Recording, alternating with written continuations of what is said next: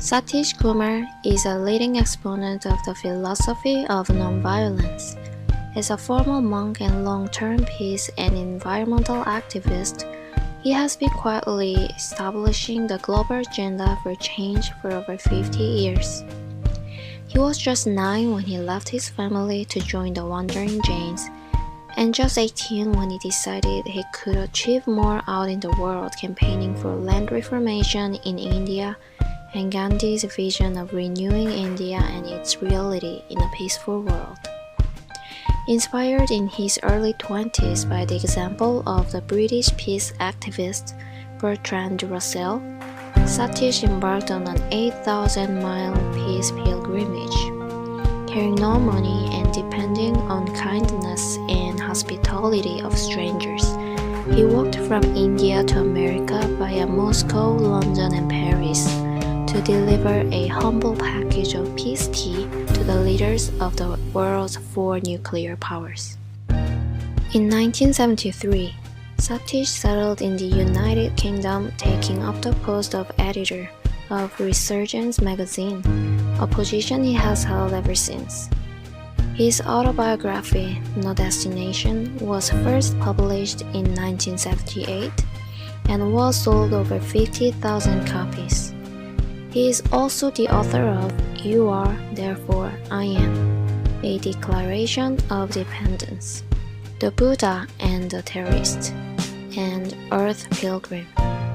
In 2008, as part of BBC Two's Natural World series, he presented a 15-minute documentary from Dartmoor, which reached an audience of over 3.6 million people. Back home in South Korea, I run a pharmacy where I prescribe and dispense Oriental herbal medicines. However, due to the animal ingredients used in general medicines that had been under the risk of extinction from excessive demands, they are now provided through artificial breeding system, which not only destroys ecology but also reflects on the very cruel culture nowadays. I cannot agree with the idea of such ingredients that they can be healthy, and that's why I use exclusively plant-based medicines. Also, I don't believe that medicines without the change of healthy lifestyles can cure everything. So, I suggest people to change their habits and diets based on the constitution and symptom, and through self-healing program to strengthen their natural immunity. I believe when we live a non-violent life, we'll be able to heal ourselves with the energy of saving lives and also save our planet Earth. For this reason, I started Meat-Free Monday campaign in 2010, being a vegetarian once a week to solve the problem of climate change. This movement is now voluntarily participated in more than 40 countries, all insist in one voice to improve on today's issues such as food deficiency, water shortage, energy crunch, world hunger, and violent cultures. I have been so touched by your beautiful words. They were what made me want to travel to the UK from Korea to meet you. Nowadays, there are many environmentalists and revolutionists calling on people for change, but I can see they have a lot of fear and anger inside them. I really like when you said about global warming that it needs to start with love of the earth, not fear. I would like a non-violent movement for the same reason. I believe that the more we act from love, the more we can make love and become happy. Tell us about your message on this. Yeah, the first thing to say Yes. is that the environmental movement, ecology movement, sustainability movement must be out of love and not out of fear. Yes. When you have fear of global warming, or pollution or destruction of earth, then we are anxious, we are depressed, and that cannot be a good state of mind to work for the earth and for the future of the earth. So what we need to do is to develop compassion for all animals and for all sentient beings, and love for the earth. When you love something, you don't destroy it. If you love rivers, if you love forests, if you love trees, if you love the sky, if you love the atmosphere, then you don't destroy it. So love is a greater power to protect the planet Earth. So we must love the planet Earth and protect it and conserve it, not fear the doom and gloom and disaster and negative impacts. Fear makes you impotent. Fear makes you oppressed and depressed and suppressed. And therefore, without fear, we need to work for the future of our humanity, for the future generations, because what we have on this planet is not ours.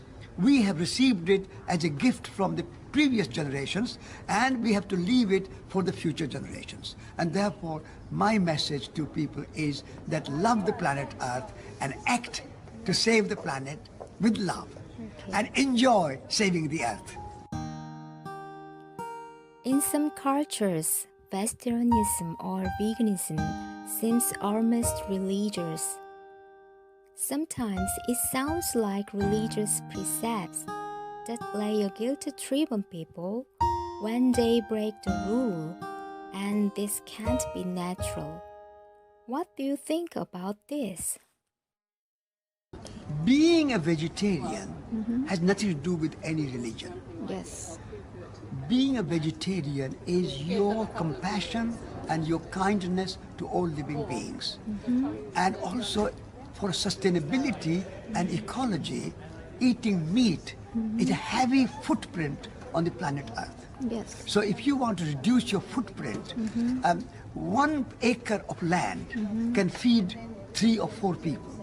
But in order to feed 1 person, you need 5 acres if you are a meat eater. Yes. And therefore, it's very land intensive, very resource intensive. Therefore, if you want to feed 7 billion people on this earth and sustain them ecologically without destroying the planet Earth and natural resources, then I think we have to have a small footprint, and therefore we have to reduce our meat eating, and if possible, and in due course, eliminate meat eating altogether. And so there are 2 aspects to vegetarian food. One is compassion and it's kindness, and the second bit is ecologically more sustainable, environmentally more durable, and therefore, if you want to protect the earth, conserve the earth, and feed all the people without waste. At the moment, cows produce a lot of greenhouse gases with their kind of methane, and that causes global warming. So cows cause global warming, and if you have millions of cows, and at the moment there are billions of cows in the world to feed humans, they are producing tremendous amount of methane, and that is creating greenhouse gases, and that is creating global warming and climate change. So if you want to protect the climate, you want to protect the earth, then you need to be vegetarian. And then third, you can also say it's very good for your health. The act of eating is the most basic instinct of humans. But why does it have to be standardized like a canon? Meat eaters also eat vegetables and fruits, nuts and grains, seaweed and so on. It tells that meat diet is not the opposite concept, but also includes vegetarian diet. Therefore, there can be 2 types of vegetarians. One consumes meat as well as vegetables, and one doesn't consume meat but plant-based food only. What's your opinion on this? You need diversity, not division. You can be a vegetarian, you can be a vegan, you can be a teetotaler, you can be enjoy a little bit of wine. Doesn't matter. it's a diversity. Yes. Like some Japanese food is different, Korean food is different, Indian food is different, European food is different. It's a diversity. Yes. So we must not confuse diversity with division. Yes. So if these people who are vegetarians, they are wonderful. And therefore there's a diversity and variety. Because we don't want to have a whole world eating meat, a whole world eating Japanese food, a whole world eating Korean food, a whole eating Indian food. We need variety, we need diversity. So if some people are eating meat, I only ask them to reduce their meat consumption. Okay. If you are not able to stop altogether, eat less meat and eat more vegetables, more plants, because that is more healthy for you, that's more compassionate to animals. At the moment, animals are kept in factory farms and they are in a very cruel condition. The cows never see the light of the day, and so that is very uncompassionate. So it is a diversity, not division. Today's food culture lost respect for life and is conspired with capitalism harming humanity. What do you think is the best way for the future generation to eat healthy? Could you suggest an easy way so that everyone can practice with the universal emotion and culture? Because although the effect of minority towards people on such issues is essential, the self-complacent culture of the minority is never attractive. Yeah. We need to live simple life. And simple life means that we have to consume less, whether it's a food, clothes, electricity, gadgets, computers, televisions, everything. We have to minimize our consumption of quantities of food, quantities of clothes, quantities of houses, quantities of furniture, and go for quality of life. Quality.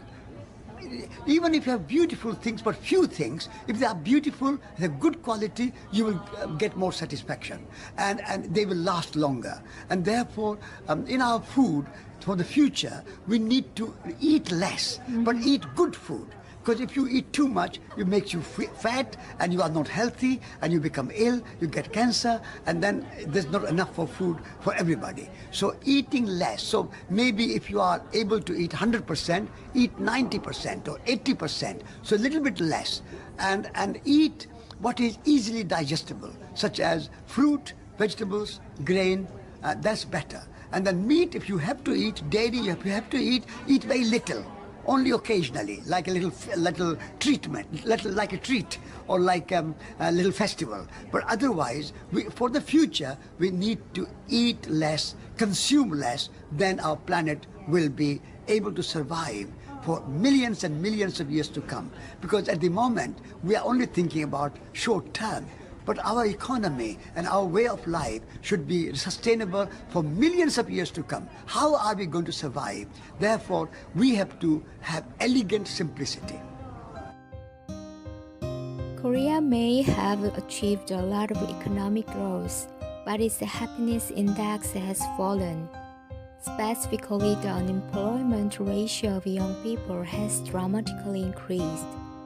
So many university graduates are now struggling to find jobs. What's more, a stable life with a permanent position is now almost impossible even after getting a job.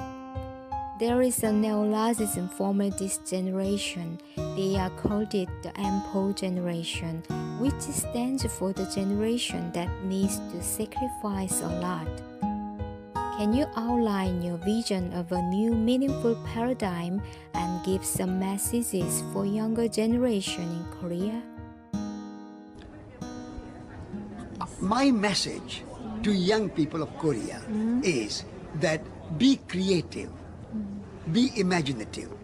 Don't just follow the mainstream path, such as working in a big factory, or working in a big bank, or working in a big business, or working in a big industry. Those paths do not allow you to be creative.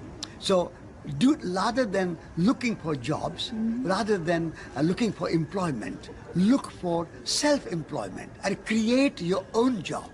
and be self-reliant, stand on your own feet. And also I would like Korean young people to develop their hand skills. Because in Korea, you have a tremendous tradition, wonderful, great tradition of craftsmanship. And that craftsmanship is now disappearing. Everything is made by factory, and they are very ugly, not so beautiful. Therefore, I would like Korean young people to learn to make things by hand again. Just using computer with your fingertips and nothing else with your hand is not a very good idea. So Korean young people need to learn how to make furniture, how to build a house, how to grow food, how to cook food, how to make houses, how to make clothes, how to make everything with hand. Because when you make something with hand, it's very beautiful and it's very satisfying. You feel you have made it. You are a poet, you are an artist, you are a craftsman. You have something, a vocation, love of making something. So my message to Korean young people is that don't go to work in banks, factories, industries, business, shops, etc. Go and live a good life which makes you happy. And if you want to be happy, make something with your hands. Tell us about your own way of a revolution and vision towards the world. The world is that we need a new story. The new story of relationship. The old world view is a world view of separation. Humans are separate from nature, and therefore we try to conquer nature, we try to control nature, we try to subjugate nature, we try to exploit nature. And therefore we seek, because we are seeing ourselves separate from nature. The new vision and the new story is that we are nature and we are all one. So we have one earth, one humanity, and one future. There is no separation. And also I want that lack of separation, an end of separation among humans too. Some people think I am Korean, I am a Japanese, I am Chinese, I am American, you are Russian, you are Chinese, you are Indian, you are Hindu, you are Muslim, I am Christian, I am Jew. All this separation, division. We have to bring that to an end. And we have to say we are one humanity and one earth and one future. And one humanity is manifesting in many millions of forms. That's a diversity. Diversity should be celebrated and division should be ended. So my vision for the future is that humanity can be at ease with itself by being one humanity, one human family, one human tribe, an integral part of one beautiful natural earth. And touch the soil, touch the plant, plant the seed, enjoy the sunset, enjoy the rain, enjoy the morning, enjoy the evening, enjoy seeing your beautiful wife in the morning and say, my wife, I fall in love with you every day. That's life. Not I fell in love 20 years ago, 30 years ago, then you are beautiful, now you are boring. What kind of husband student you are? When I come down, my wife of 43 years, June, when I come down and I say, I hug her. I say, how lucky, fortunate I am that you are living, tolerating me with wars and all, and with me for 43 years. So fall in love every day with your children. Fall in love every day with your garden. Fall in love every day with your wasps and bees and butterflies and strawberries and raspberries. What a beautiful world we have. Forget about PP and Tesco and Barclays and Monsanto. All these are aberration. They are curse of the earth. The real earth. The perennial earth. It has been here for millions and millions and billions and billions of years. And we're here for billions and billions of years to come. And we are just passing through this enjoying time. Just enjoy your 80, 90, 100 years that you are on this earth. And you will be healed. So heal the planet with your love and let the planet heal you. That's my message to you at the end of this conference. Thank you very much.